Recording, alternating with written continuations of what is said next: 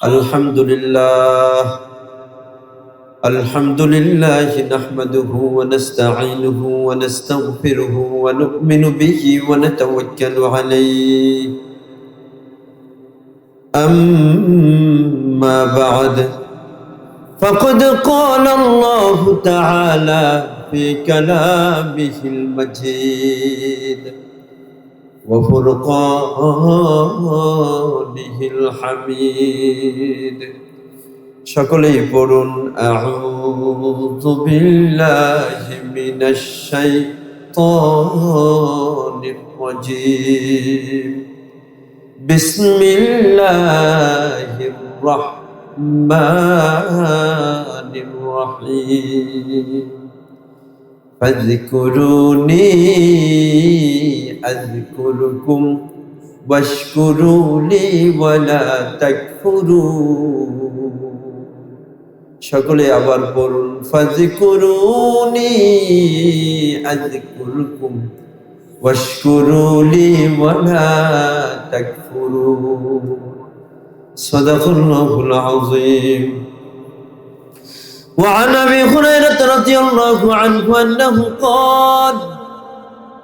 قال رسول الله صلى الله عليه وسلم لا يقعد قوم يذكرون الله إلا حفتهم الملائكة وغشيتهم الرحمة ونزلت عليهم السكينة وذكرهم الله في من عنده رواه مسلم أو كما قال عليه الصلاة والسلام। সকলে মুহাব্বতের সাথে দরুদ ইব্রাহিম পড়ে আল্লাহুম্মা সাল্লি আলা মুহাম্মাদ ওয়া আলা আলি মুহাম্মাদ কামা সাল্লাইতা আলা ইব্রাহিম ওয়া আলা আলি ইব্রাহিম ইন্নাকা হামিদুম মাজিদ। اللهم بارك على محمد وعلى آل محمد كما باركت على إبراهيم وعلى آل إبراهيم إنك حميد مجيد। কোন জমিনে মাটি আমার হবে গোরস্থান, কথা ঠিক না? কারো জানা আছে? কোন জমিনে মাটি আমার হবে গোরস্থান, তাদের চোখের জলে আমি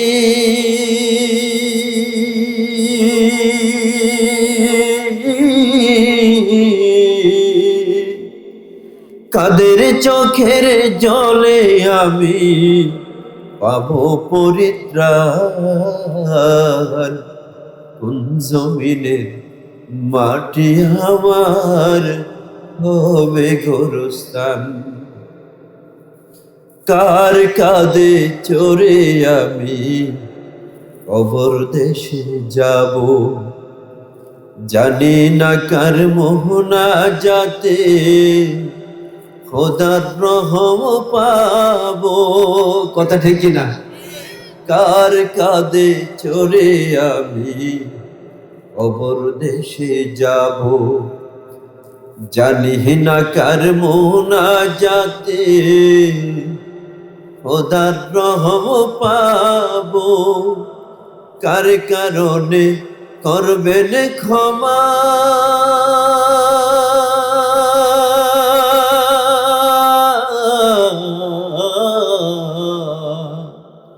কার কারণে করবেন ক্ষমা আল্লাহ মেহেরবান। জমিনে মাটি আমার হবে গোরস্থান,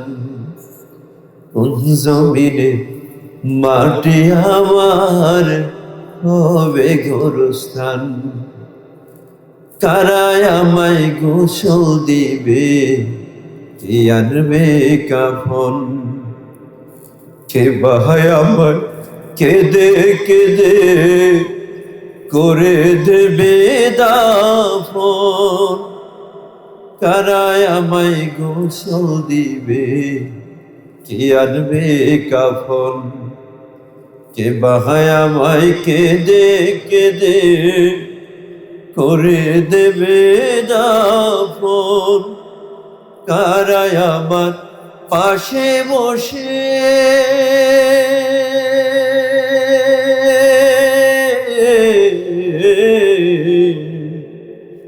কারায় আমার পাশে বসে শোনাবে কোরআন,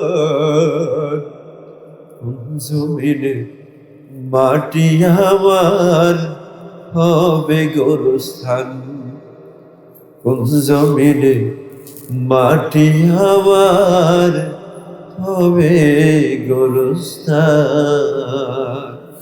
আলহামদুলিল্লাহ, আল্লাহ পাকের অশেষ মেহেরবানি।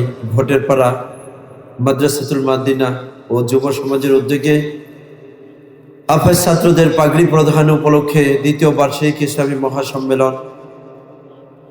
উপস্থিত আজকের মাহফিলের সম্মানিত আলোচক হযরত মাওলানা মুফতি শিবির আহমদ সাহেব, আমার পূর্বে আলোচনা করেছেন শায়েখ আতাউল্লাহ নেওয়াজি সাহেব, অত্যন্ত গুরুত্বপূর্ণ আলোচনা করেছেন। আমি এসে সর্বপ্রথম যার আলোচনা শুনতেছিলাম মুফতি মোহাম্মদ মঞ্জুরুল হক সাহেব, আমাদের ছোট বন্ধু ভাই। এছাড়াও অনেক ওলামা ইকরামগণ আলোচনা করেছেন। আরো উপস্থিত অত্র এলাকার দিনদার পরহেজগার মুসলিয়ান ইকরাম, পর্দার আড়ালে মা ও বোনেরা, ছোট বড় যুবক ভাই ও বন্ধুরা, আপনাদের সকলের প্রতি রহিল আমার আন্তরিক ভালোবাসা এবং দোয়া। সর্বপ্রথম আল্লাহ রব্বুল আলামিনের দরবারে অসংখ্য অগণিত প্রশংসা, যে মহান রব্বুল আলামিন কনকনে শীতের সূচনা লগ্নে শীতের পরিমাণ আজকে রাত্রে অন্যান্য রাত্রের তুলনায় কম না একটু বেশি? অন্যান্য রাত্রের তুলনায় কম নাকি বেশি? তো আল্লাহ রব্বুল আলামিন এই পরিস্থিতিতে দুনিয়ার সর্বপ্রকার কাজকর্ম থেকে অবসর হয়ে আল্লাহ রব্বুল আলামিনের বিধান ইশার নামাজ আদায় করে দিনী এক মজমা, দিনী এক মাহফিল, ওলামা ইকরামদের জবান থেকে দিনী কিছু আলোচনা বলা এবং শোনার জন্য আল্লাহ সুযোগ করে দিয়েছেন। বেহেশতের বাগানে বেহেশতের মেহমান হিসেবে কবুল করেছেন। সেই জন্য প্রত্যেকে অন্তরস্থল থেকে আল্লাহ পাকের সন্তুষ্টির উদ্দেশ্যে আকাশ বাতাস মুখরিত করে কণ্ঠে কণ্ঠ একত্রিত করে জোরে সোরে একবার বলে আলহামদুলিল্লাহ।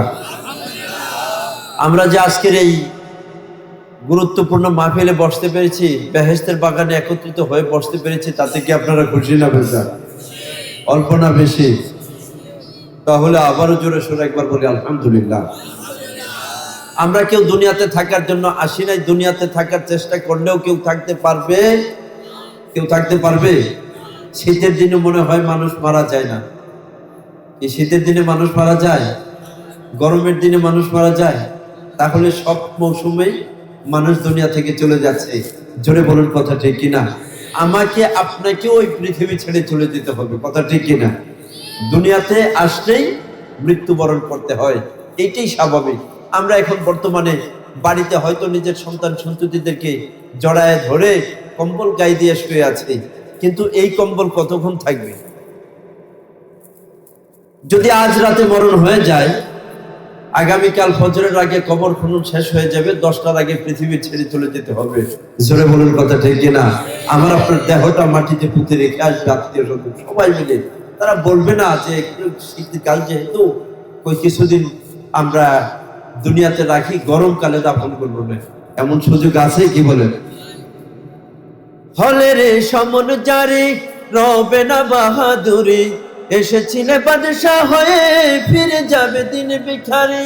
হলে রে সমন জারি রবে না বাহাদুরি, এসেছিলে বাদশাহ হয়ে ফিরে যাবে দিন ভিখারি।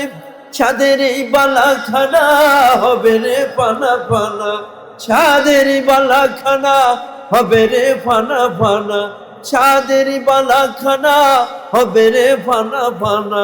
সাথে ওই সাথে ওই সাথে ওই কাফন ছাড়া কিছুই যাবে না রে পাখি, খাঁচা ভেঙে উড়ে গেলে হবে অচেনা রে পাখি, খাঁচা ভেঙে উড়ে গেলে হবে অচেনা। এই মাটির কায়া মিছে মায়া, মাটির গায়া মিছে মায়া কিছুই রবে না পাখি, খাঁচা ভেঙে উড়ে গেলে হবে অচেনা রে পাখি, খাঁচা ভেঙে উড়ে গেলে হবে অচেনা। কথা ঠিক কিনা? হযরতে যুলকারনাইন বাদশাহ শাহ সিকান্দার সারা পৃথিবীর বাদশাহ ছিলেন। বাদশাহ যুলকারনাইনের মৃত্যুর পূর্বে যখন তার মনটা হঠাৎ করে বাড়ি দিয়েছে, দুনিয়া থেকে চলে যাবে, নিজের সন্তানদেরকে কাছে ডেকে নিয়ে আসে, বলতেছে বাবা আমি যখন দুনিয়া থেকে চলে যাব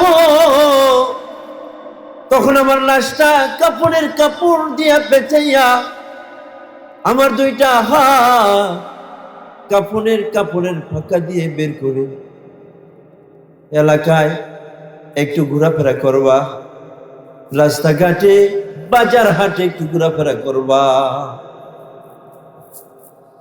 মহারাজের সন্তানরা বলতেছে বাবা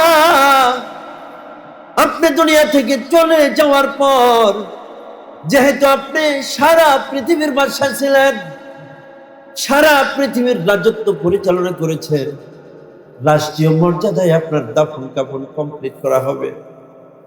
আপনার লাশ দুইটা কাপড়ের ফাঁকা দিয়ে বের করে আপনার লাশটা নিয়ে ঘোরাফেরা করব, এর কারণটা কি? আপনি কেন এমন ওসিয়ত করলেন? বাদশাহ যুলকারনাইন বলেন বাবা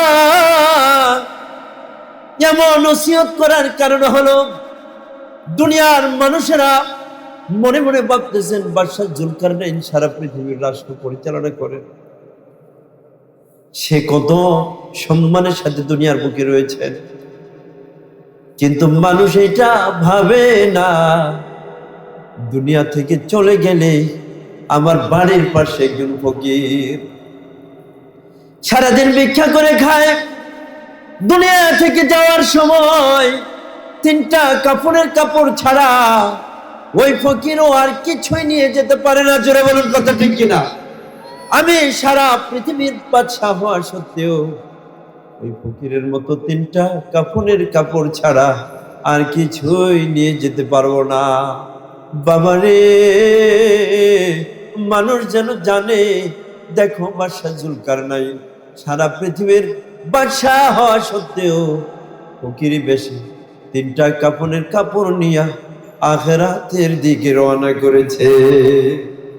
কোজা লাইলা কোজা মজনু কোজা ইউসুফ কিনানি, কোজা লাইলা কোজা মজনু কোজা ইউসুফ কিনানি, কোজা ফিরাউন কোজা হামান কোজা তখতে সুলাইমানি, কোজা ফিরাউন কোজা হামান কোজা তখতে সুলাইমানি। कैसे कैसे ताजदारो बादशाह चल बसे, वो खजीना बला खाना शान शौकत क्या हुई, ओ खजीना बला खाना शान शौकत क्या हुई। कैसे कैसे खूबसूरत रानिया शहजादिया, तन बदन सब गल गया है शक्ल सूरत क्या हुई, तन बदन सब गल गया है शक्ल सूरत क्या हुई। পৃথিবী ছেড়ে কত বড় বড় রাজা বাচ্চারা চলে গেছে। বাদশাহ সুলাইমান, হযরত সুলাইমান আলাইহিস সালাম সারা পৃথিবীর রাজত্ব পরিচালনা করেছেন, অত্যন্ত দক্ষতার সাথে রাজত্ব পরিচালনা করেছেন। সুলাইমান আলাইহিস সালাম শুধু মানুষের বিচার করেন নাই, দুনিয়ার বুকে যত প্রাণী ছিল পিপিলিকা আজ পর্যন্ত কোনোদিন পিপিলিকার শব্দ পাই নাই, পিপিলিকার কথার কোনো শব্দ পাই নাই। পাইছে কেউ? কোন যন্ত্র আবিষ্কার হয় নাই যে যন্ত্র পিপিলিকার শব্দটা শুনবে।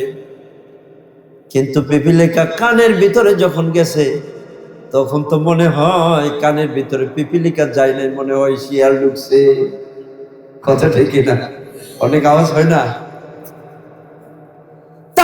পিপিলিকারও একটা শব্দ আছে।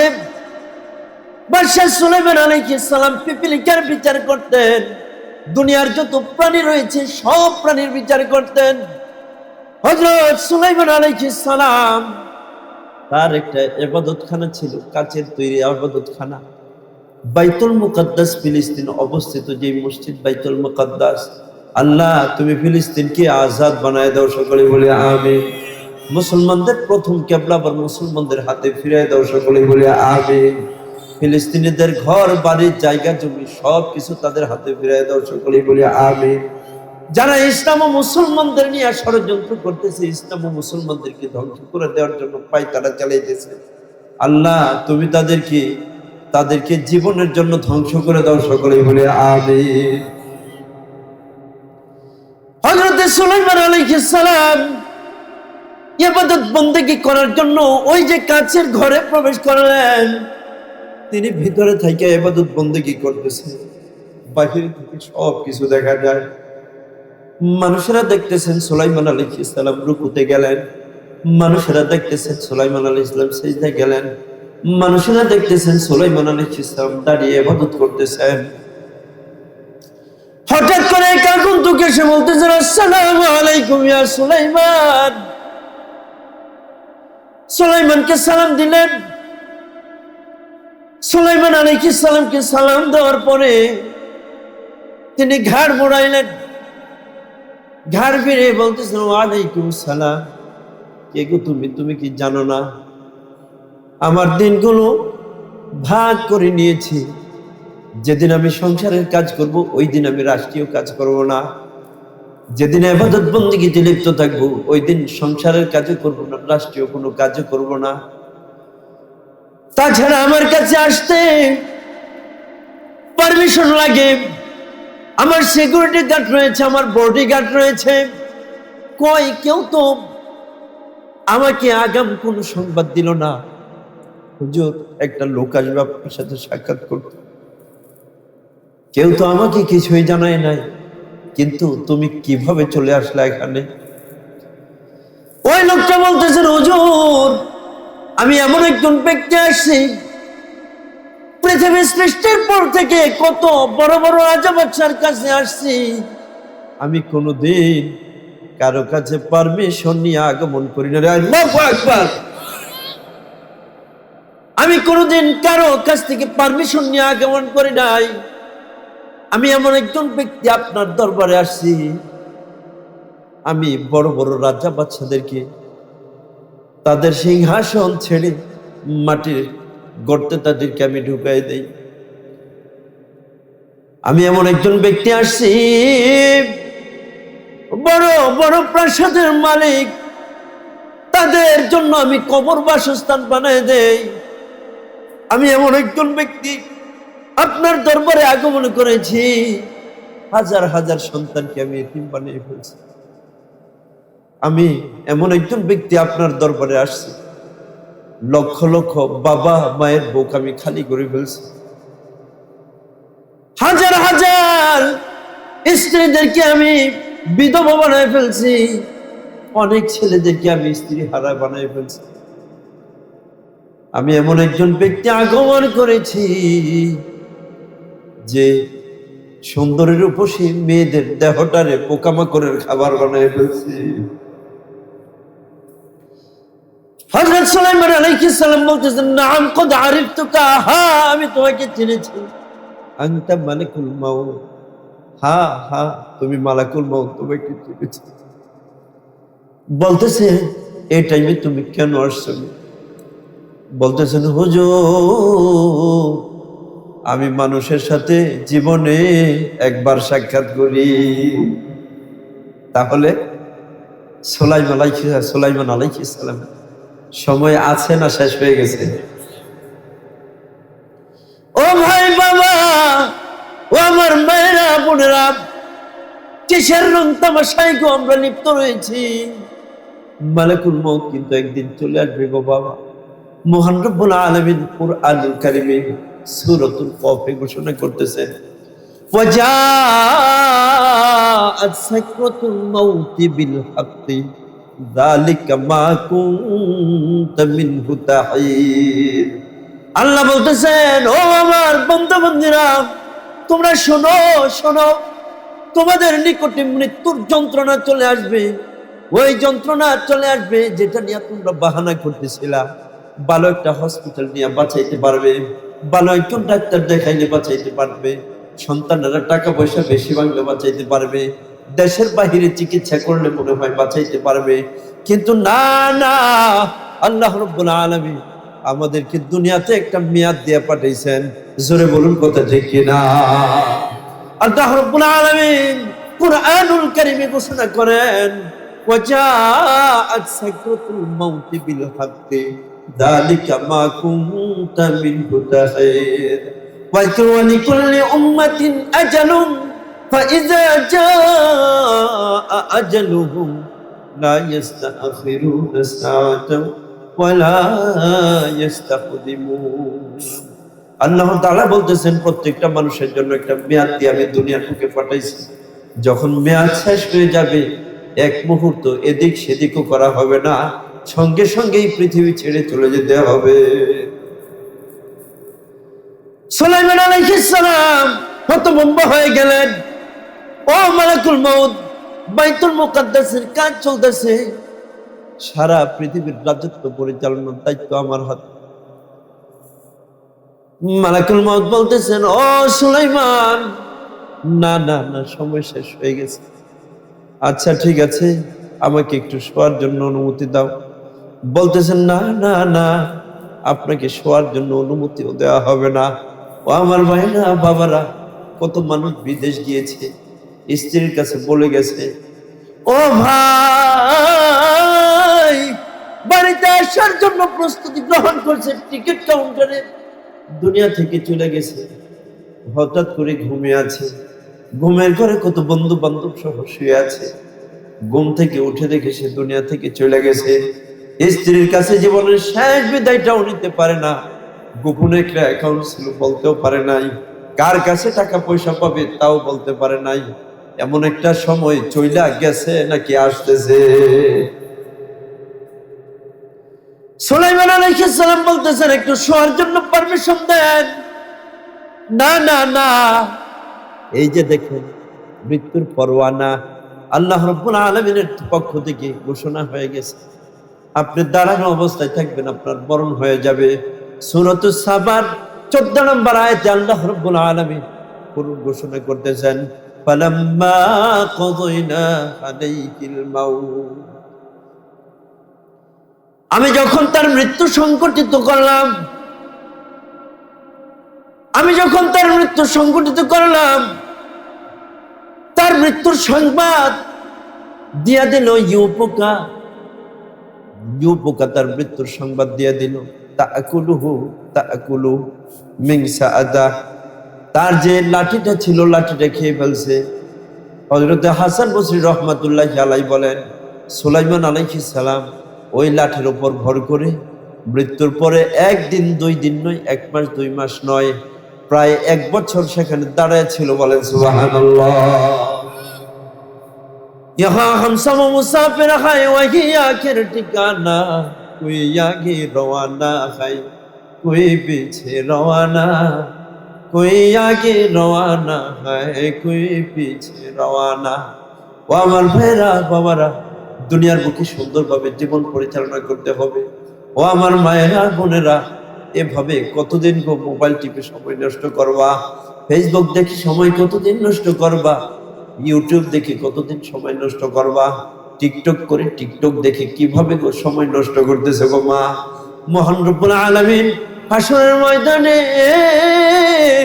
আমার আপনার গলায় আমলনামা লটকাই দিবেন। আল্লাহ রব্বুল আলামিন সূরাতুল ইসরা এর 13 নম্বর আয়াতে ঘোষণা করতেছেন, ওয়া কুল্লু ইনসানিন আলজামনাহু তাইরাহু ফি উনুকি ওয়া নুখরিজু লাহু ইয়াওমাল কিয়ামাতি কিতাবান ইয়ালকাহু মানশুরা।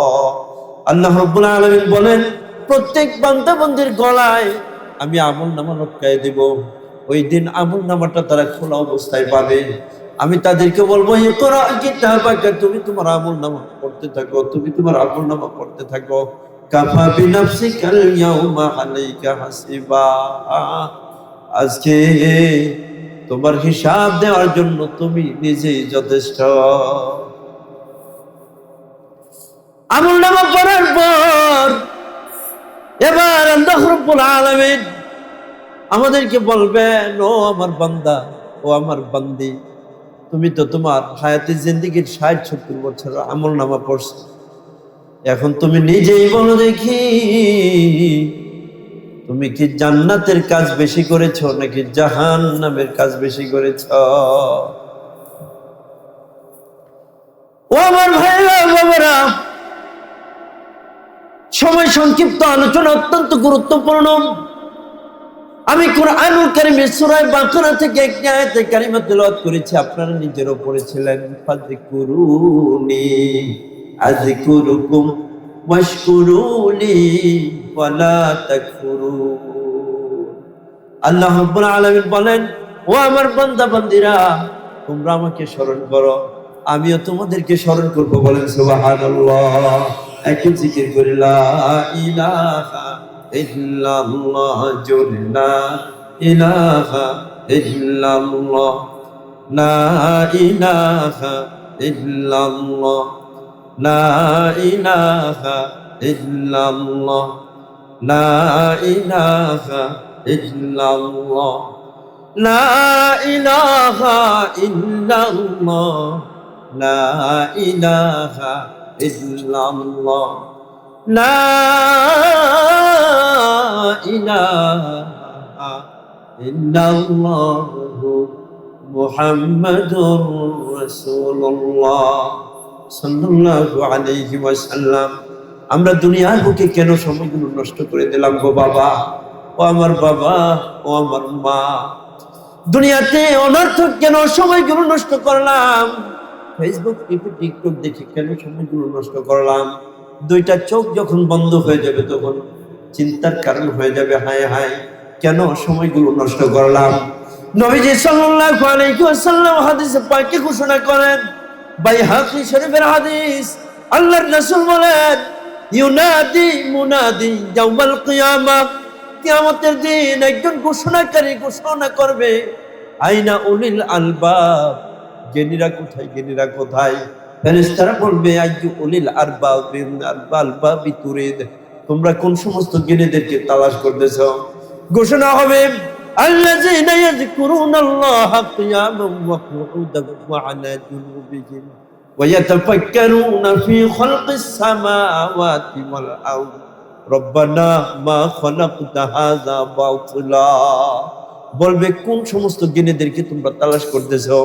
হাসরের ময়দানে জ্ঞানী তাদেরকে বলা হবে যারা দুনিয়ার বুকে শুয়ে শুয়ে আল্লাহর জিকির করে। কার জিকির? জোরে বলুন। আল্লাহর জিকির করে শুয়ে শুয়ে, দাঁড়ানো অবস্থায় মাওলা পাককে ডাকে, শুয়ে শুয়ে মাওলা পাককে ডাকে, হেলান দিয়ে মাওলা পাককে ডাকে, বসে বসে মাওলা পাককে ডাকে। যারা দুনিয়ার বুকে হর হালতে আল্লাহর জিকির করে, হাসরের ময়দানে তাদেরকে বুদ্ধিমান বলে ডাকা হবে। আল্লাহু আকবার। হাসরের ময়দানে তাদেরকে বুদ্ধিমান বলে ডাকা হবে এবং বলা হবে, ওই যে দেখা যায় পতাকাবাহী একটা লোক, তোমরা ওখানে যাও, ওখানে যাও। যারা দুনিয়ার বুকে সবসময় জিকির আজকার করতো, তারা ওই লোকটার কাছে যাবে। নবীজি সাল্লাল্লাহু আলাইহি ওয়াসাল্লাম বলেন, শেষ পর্যন্ত এই লোকটা তাদেরকে জান্নাতে নিয়ে যাবে। বলেন সুবহানাল্লাহ। ও আমার ভাইরা বাবারা, সময়ের মূল্য দিতে পারলাম না। আল্লাহর রাসূল বলেন, লাইসা ইয়াতাহাসসারু আহলুল জান্নাতি ইল্লা আলা সাআতিন মাররাত বিহিম লাম ইয়াযকুরুল্লাহ। জান্নাতীরা জান্নাতে যাওয়ার পরেও দুনিয়ার বুকে যে সময়টা অনর্থক কাটাই দিছে, দুনিয়ার বুকে যে সময়টা অনর্থক কাটাই দিছে, ওই সময়টার জন্য তারা সেদিন আফসোস করতে থাকবে। रोने के वक्त जब रोया नहीं, रोने के वक्त जब रोया नहीं, वक्त जाने के बाद रोने से कुछ फायदा नहीं, वक्त जाने के बाद रोने से कुछ फायदा नहीं। জাগনা হয় জাগলে আফলাকি কি সায়ে তলে, জাগনা হয় জাগলে আফলাকি কি সায়ে তলে, হাসর তক সোয়া করোগে খাকি কি साए तले, हशर तक सोया करोगे खाके की साए तले। দুইটা চোখ বন্ধ হয়ে যাবে, মোবাইলের জায়গায় পড়ে থাকবে, ব্যবসা বাণিজ্যের জায়গায় পড়ে থাকবে, আমার আপনার নতুন নতুন কাপড় চোপড়গুলো আলমারিতে পড়ে থাকবে। ও আমার ভাই, ও আমার বাবা, ও আমার মায়েরা, ও আমার বোনেরা, সময়গুলো কাজে লাগানোর চেষ্টা করো গো মা, সময়গুলো কাজে লাগানোর চেষ্টা করো গো বাবা।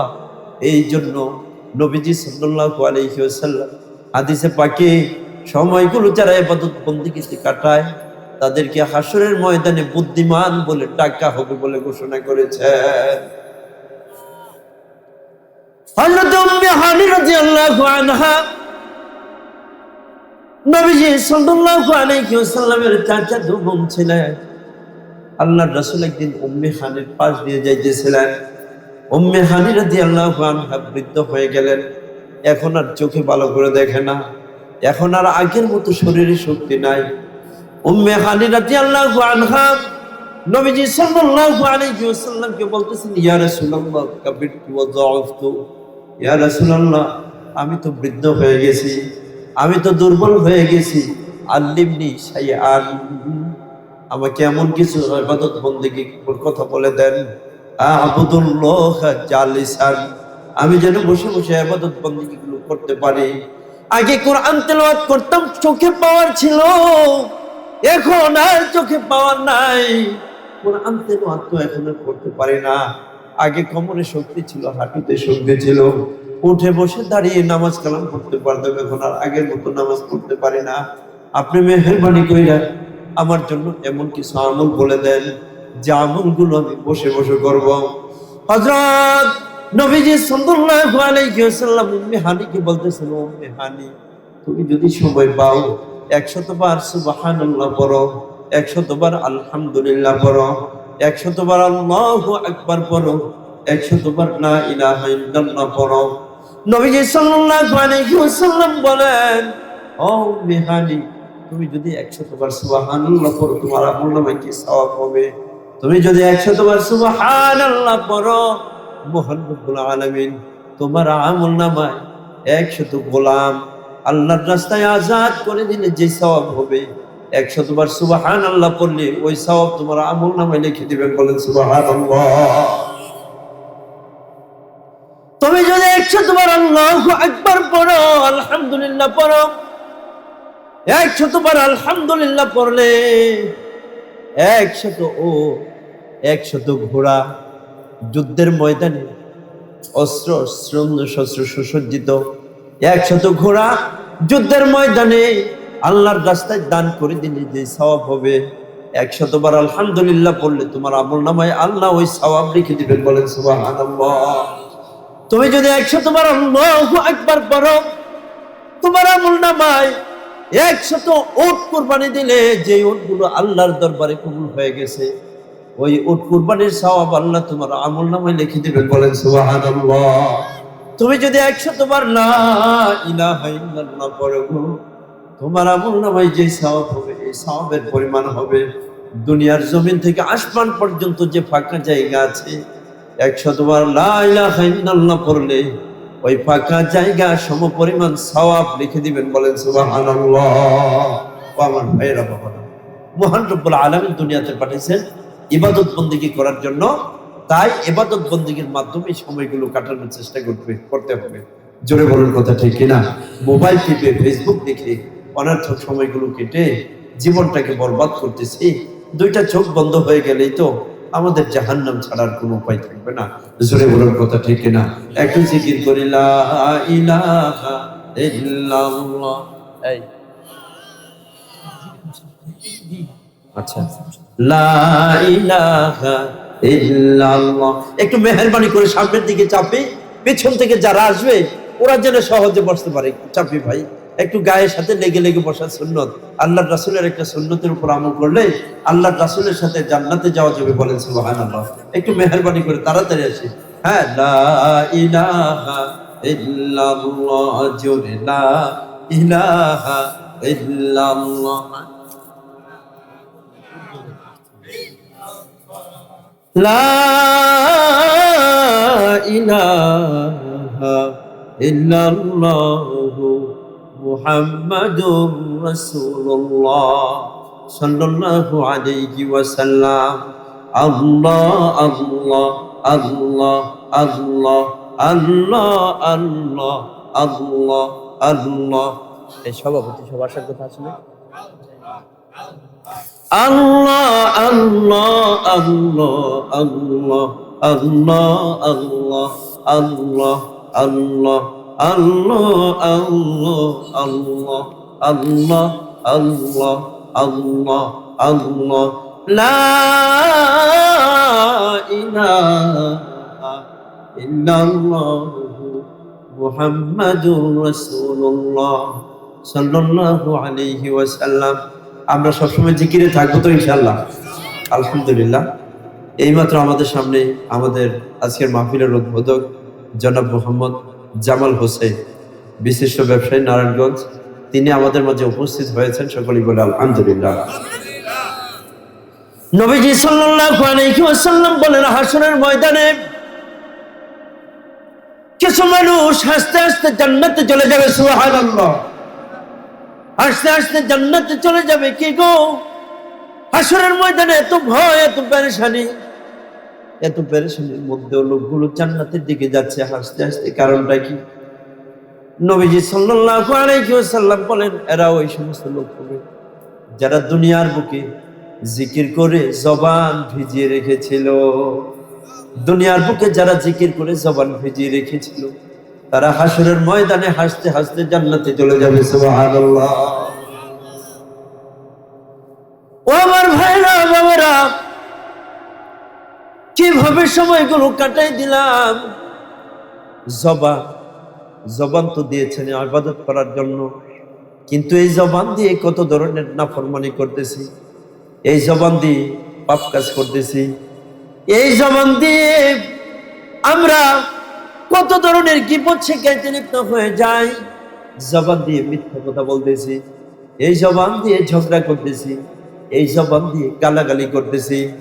নবীজি সাল্লাল্লাহু আলাইহি ওয়াসাল্লাম বলেন, ও আমার উম্মতেরা, তোমরা শোনো, মাজ্জাজমান লি মা বাইনা লিহিয়াইহি ওয়া মা বাইনা রিজলাইহি আজমানু লাহুল জান্নাহ।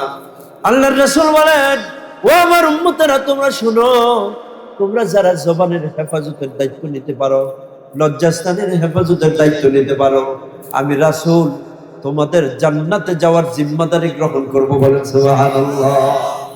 এই জন্য ভাইরা বাবারা, মায়েরা, বোনেরা, নবীজি সাল্লাল্লাহু আলাইহি ওয়াসাল্লাম বলতেছে, ও আমার সাহাবায়ে কিরাম, যারা দুনিয়ার বুকে জিকির বেশি করে তারা সবচেয়ে সেরা। বলেন সুবহানাল্লাহ। কোন হাজী সাহেব সবচেয়ে সেরা? যেই হাজী সাহেব মাওলা পাকের জিকির বেশি করে, সে সবচেয়ে সেরা। কোন গাজী সাহেব সবচেয়ে সেরা? যে মাওলা পাকের জিকির বেশি করে, সে সবচেয়ে সেরা। কোন ব্যবসায়ী সবচেয়ে সেরা? যে ব্যবসায়ী মাওলা পাকের জিকির বেশি করে, সেই ব্যবসায়ী সবচেয়ে সেরা। কোন মা সবচেয়ে সেরা? যে মা জিকির সবচেয়ে বেশি করে, সেই মা সবচেয়ে সেরা। ও মা, তুমি পাক করতেছো, তরকারি কাটতেছো, লা ইলাহা ইল্লাল্লাহ, তুমি পাক করতেছো, একা নিরিবিলি রয়েছে, লা ইলাহা ইল্লাল্লাহ। হযরত আবু সাঈদ খুদরি রাদিয়াল্লাহু আনহু থেকে বর্ণিত, নাসাই শরীফের হাদিস, তিনি বলেন, নবীজি সাল্লাল্লাহু আলাইহি ওয়াসাল্লাম ঘোষণা করেছেন, হযরত মুসা আলাইহিস সালাম আল্লাহ রাব্বুল আলামিনের দরবারে গিয়ে বললেন, ও রব্বুল আলামিন, আল্লিমনি শাইআ। তুর পর্বতে গিয়ে বলতেছেন, ও আল্লাহ, আমাকে কিছু জিনিস শিখায় দাও, আযকুরুকা বিহি ওয়া আদউকা বিহি। রব্বুল আলামিন, যার মাধ্যমে আমি আপনাকে ডাকতে পারি, আপনার জিকির করতে পারি, আল্লাহ রাব্বুল আলামিন বলতেছেন, ইয়া মূসা কুল লা ইলাহা ইল্লাল্লাহ। ও মূসা, তুমি লা ইলাহা ইল্লাল্লাহ পড়ো। হযরত মূসা আলাইহিস সালাম বলতেছেন, ইয়া রাব্বি কুল্লু ইবাদিকা ইয়াকুনু হাযা। রব্বুল আলামিন, লা ইলাহা ইল্লাল্লাহ তো সব বান্দা বান্দিরাই পড়ে, উরিদু তাখুসুনি বিহি শাইআন, আমি বিশেষভাবে কিছু বাক্য শিখতে চাইতেছি যেটার ফজিলত অনেক বেশি হবে, কোন মানুষ যেন এটা না জানে। আল্লাহ রাব্বুল আলামিন আবার বললেন, ইয়া মূসা কুল লা ইলাহা ইল্লাল্লাহ, ও মূসা তুমি লা ইলাহা ইল্লাল্লাহ পড়ো। আল্লাহ রাব্বুল আলামিন বলেন, ও মূসা তুমি জানো নি লাউ আন্নাস সামাওয়াতি সাবঈনা ফি কাফাতিন ওয়া লা ইলাহা ইল্লাল্লাহু ফি কাফাতিন লামালাত লা ইলাহা ইল্লাল্লাহ। হযরত মূসা আলাইহিস সালামকে বলতেছেন, ও মূসা পাল্লার তো দুইটা সাইড থাকে, এক সাইডে রাখা হলো 7 আসমান 7 জমিন, আরেক সাইডে রাখা হলো লা ইলাহা ইল্লাল্লাহ। আল্লাহ রাব্বুল আলামিন বলতেছেন, ও মূসা লা ইলাহা ইল্লাল্লাহ পাল্লাটা সওয়াবের দিক দিয়া আসমান এবং জমিনের তুলনায় ভারী হয়ে যাবে। বলেন সুবহানাল্লাহ, আর জোরে বলেন সুবহানাল্লাহ। নবীজি সাল্লাল্লাহু আলাইহি ওয়াসাল্লাম বলেন, মান কানা আখিরু কালামিহি লা ইলাহা ইল্লাল্লাহ দাখালাল জান্নাহ। নবীজি সাল্লাল্লাহু আলাইহি ওয়াসাল্লাম বলেন, যার জীবনের শেষ কথা হবে লা ইলাহা ইল্লাল্লাহ, আল্লাহ রাব্বুল আলামিন তাকে জান্নাত দান করবেন। বলেন সুবহানাল্লাহ। ও আমার ভাইরা বাবারা, এগুলা শিখার জন্য মাদ্রাসা দরকার আছে না নাই? মা বোনদের জন্য মাদ্রাসার দরকার আছে না নাই? এখন দেখা যায় টিকটক ওয়ালা মা বিয়ে করছে, এখন সন্তান দেখা যায় ছোট ছোট জামা পরে টিকটক করে। জোরে বলুন কথা ঠিক কিনা? মেয়ে হয়ে গেছে টিকটক ওয়ালা, ছেলে হয়ে গেছে টিকটক ওয়ালা, একদম ছোট্ট সময়ে ওর দাদারে ঘুষি দেয়া দাঁত ফলায় দেয়। জোরে বলুন কথা ঠিক কিনা? ও দেখতেছে টিকটক, শুনতেছে টিকটক, ওর মায়ও এইভাবে টিকটক করতে করতে ভাইরাল হয়ে যায়। এই ভাইরালের ঘরে কি হইতে পারে? ভাইরালের ঘরেই কিন্তু বাউরাল হয়। জোরে বলুন কথা ঠিক কিনা? ওরা ছোট্ট সময় থেকেই বাবা মার কথা মানে না। হুজুর সন্তানটার জন্য একটু দোয়া করে বলুন, কি হয়েছে কি হয়েছে? হুজুর দেখেন না কত দুষ্ট, এটা ভাঙ্গা ফেলে ওইটা ভাঙ্গা ফেলে, অমুকরে মারে তমুকরে মারে, বাবা মার কথা মানে না। ও আমার ভাইরা বাবারা, আপনার সন্তানের তাবিজ যদি ছোট না, বিশাল বড় ড্রাম বইরা যদি তাবিজ বান্ধা দেই, এইটা নিয়ে সন্তান দুষ্টামি করবে। জোরে বলুন কথা ঠিক কিনা? নবীজি সাল্লাল্লাহু আলাইহি ওয়াসাল্লাম বলেন, সন্তান তো বাবা আমার কাছ থেকে শিক্ষা পায়। তুমি তো বিয়ে করছো টিকটক ওয়ালা মহিলা, সন্তান হয়ে গেছে মোবাইল ওয়ালা। এই সন্তান মোবাইল ছাড়া খাবার খায় না, মোবাইল ছাড়া ঘুমায় না, মোবাইল ছাড়া স্কুলে যায় না, মোবাইল ছাড়া কোনো কাজ কোনো কিছুই করানো যায় না। জোরে বলুন কথা ঠিক না? এই পায়খানা করতেও গেল মোবাইল, পেশাব করতেও মোবাইল, খাবার খাইতেও লাগে মোবাইল, স্কুলে যাইবে মোবাইল, শর্ত মোবাইল দিতে হবে। বাপ ভালো যার বেটা ভালো, মা ভালো তার জি, গাই ভালো যার বাছুর ভালো, দুধ ভালো তার ঘি, গাই ভালো যার বাছুর ভালো, দুধ ভালো তার ঘি। জোরে বলুন কথা ঠিক না? মা কুরআন তিলাওয়াত করে, মা 5 ওয়াক্ত নামাজ পড়ে, সন্তানটা মার সাথে নামাজ আদায় করে। নানা যখন বাড়িতে আসে তখন বলে, ও তোমার নানারে দেখাও নামাজ কিভাবে পড়তে হয়। ওইটা যায় নামাজ নেয়, একটু রুকু করে, একবার সিজদা করে। জোরে বলুন কথা ঠিক না? ও যে দেখছে তার মা নামাজ আদায় করে, বা বাবা একটু আল্লাহ আল্লাহ করো, দাদির তাসবিহটা হাতে পাইলে হাতে লয়ে মাথাটা ঝাঁকাইতে থাকে, আর যেন কি পড়তেছে এটা বুঝাইতে থাকে। বলেন কথা ঠিক না? বাবা নামাজে যায়, সন্তান নামাজে নিয়ে যায়, মা টিকটক করে। দাদা আসার পরে বলতেছে, আরে ওই যে রুনা লাইলার গানটা শোনাও দেখি তোমার দাদারে। কথা ঠিক কিনা? হ্যাঁ, এই তো পেছি হান্নান কাইলা জাহাঙ্গীর। আমাদের ঘরে ঘরে সন্তান জন্ম নিচ্ছে রে বাবা, সন্ত্রাস সন্ত্রাস সন্ত্রাস, কুলাঙ্গার সন্তান জন্মগ্রহণ করতেছে। বিয়ে করার আগেই বাবা মা থেকে বিচ্ছিন্ন হয়ে যায়, বাবার পকেটের টাকা নিয়ে আরেক বেডিরে মজা খাওয়ায়। জোরে বলুন কথা ঠিক কিনা? এই জন্য সন্তান কোরআনওয়ালা বানাইতে হবে। ঘরে কোরআনওয়ালা মেয়ে যদি আপনি নিয়ে আসেন, তাহলে আপনার সন্তান নাতিপুতি ওরা কোরআনওয়ালা হয়ে যাবে। জোরে বলুন কথা ঠিক কিনা? সেই জন্য মাদ্রাসা দরকার। মাদ্রাসার প্রতি আমাদের খেয়াল রাখার দরকার। নবীজি সাল্লাল্লাহু আলাইহি ওয়াসাল্লাম বলেন, ও আমার উম্মতেরা, ইযা মাতাল ইনসান ইনকাতা আনহু আমালুহু। ও আমার উম্মতেরা, তুমি শোনো, মানুষ দুনিয়া থেকে চলে যাওয়ার সাথে সাথে তার সমস্ত আমলের দরজাগুলো বন্ধ হয়ে যায়, ইল্লা মিন সালাসাতিন, তিনটা আমল ছাড়া। কয়টা আমল ছাড়া? আপনি ঈশার নামাজ জামাতে আদায় করে দুনিয়া থেকে চলে গেলেন, ফজরের সওয়াব আর আপনার আমল নামায় লিখে দেওয়া হবে না। গেল রমজানের রোজা রেখেছিলেন, এই রমজান আসার আগে দুনিয়া থেকে চলে গেছে, এই রমজানের রোজা সওয়াব আর আমল নামায় লেখা হবে না। আল্লাহর রাসূল বলেন, ও আমার উম্মতেরা, তোমরা যদি এই তিনটা কাজ দুনিয়ার বুকে করে যেতে পারো, তোমরা শুনে রাখো, একটা ব্যাংকের মধ্যে অনেক মানুষের অ্যাকাউন্ট খোলা থাকে, তোমাদেরও একটা অ্যাকাউন্ট খোলা থাকবে আমার দরবারে। তোমার কবরের উপর কবর হয়ে যাবে, তোমার শরীরের অস্তিত্ব বিলীন হয়ে যাবে, তোমার শরীরের কোনো অংশ মাটিতে তালাশ করা পাওয়া যাবে না, কিন্তু তোমার একটা অ্যাকাউন্ট আমার কাছে জমা থাকবে। ওই অ্যাকাউন্টে কিয়ামত পর্যন্ত সওয়াব হইতে থাকবে। বলেন সুবহানাল্লাহ। তার মধ্য থেকে এক নম্বর হলো ইল্লা মিন সাদাকাতিন জারিয়াতিন।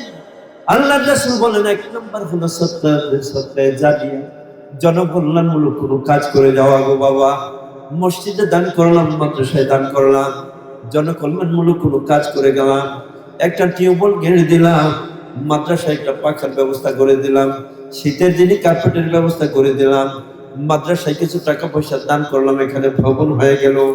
আমার টাকাটা ইটের সাথে লেগে আছে, রডের সাথে লেগে আছে, পানির সাথে লেগে আছে, টাইলসের সাথে লেগে আছে, আর অন্যান্য আসবাবপত্রের সাথে লেগে গেছে। এটা যতদিন পর্যন্ত মাদ্রাসায় থাকবে, এখানে ছেলেরা কোরআন তেলাওয়াত করতেছে, নামাজ আদায় করতেছে, হুজুর পড়াইতেছে, মেয়েরা পড়াশোনা করতেছে। আল্লাহর রাসূল বলেন, ও আমার উম্মত, এই যে ছেলেটা পড়াশোনা করার পরে সে একজন মুদাররিস হয়ে, মাদ্রাসা শিক্ষক হয়ে আরেক জায়গায় চলে গেছে, তার মাধ্যমে দিনের আলো বাড়তেছে, পড়াশোনা বাড়তেছে, তার ছাত্র বাড়তেছে। এই যে যত ছাত্র বাড়তেছে, তোমাদের আমল নামায় তত সওয়াব লেখা হইতেছে। বলেন সুবহানাল্লাহ। এই জন্য আমরা মাদ্রাসার প্রতি আমাদের যথেষ্ট খেয়াল রাখতে হবে।